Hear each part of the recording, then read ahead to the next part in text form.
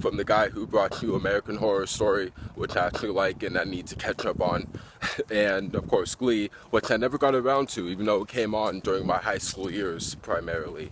But yeah, so now we've got this show that's set in college, and it's a slasher, like satirical slasher series, which I like. It's not straight up horror, and it's not, straight up comedy with elements of horror. It's both, and you barely get those anymore. But I would say to the younger audience, this is like Sorority Row and Mean Girls all in one. And for the older crowd, like, 21, between 21 to 40 something, this is like the House on Sorority Row crossed with Heathers and Scream.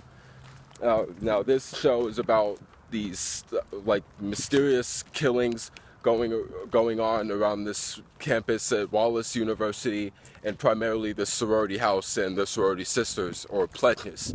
For 20-something years, there's these deaths that just come up like out of nowhere, and when we don't know why this killer who's dressed as the school's mascot is doing it, we don't know who it is, and we don't know why.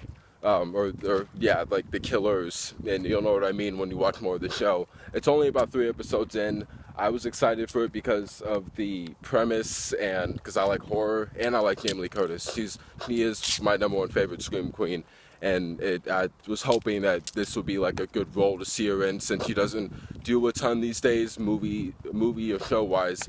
The last I'd seen her do is the Activia commercials and the movie You Again. But and also with the show, you got Keke Palmer and Emma Roberts, Skylar Samuels, who's a newcomer, and Abigail Breslin.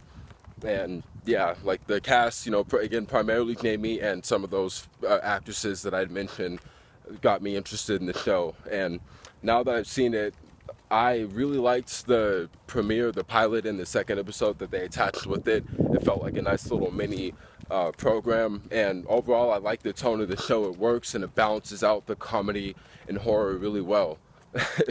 Like, because you don't really get that good combo these days a lot. So, but honestly, yeah, like I said, the show started off with a bang, and this third episode, I was waiting, all week for it, and it was disappointing. Like, I didn't hate it, but it just wasn't anything I was really looking forward to. Like at the end of the episode, I was left underwhelmed, if anything.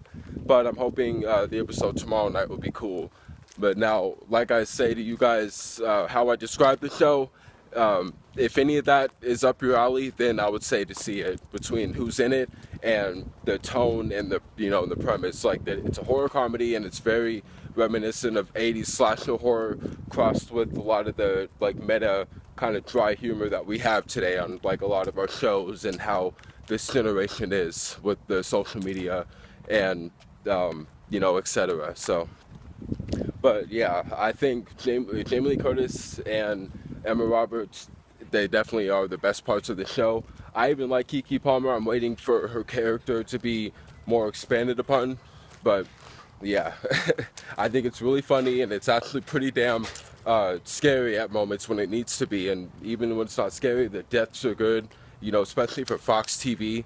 So, because because it's Fox, it's not like FX or AMC. You don't know how far they'll go, but they go far enough. So, yeah.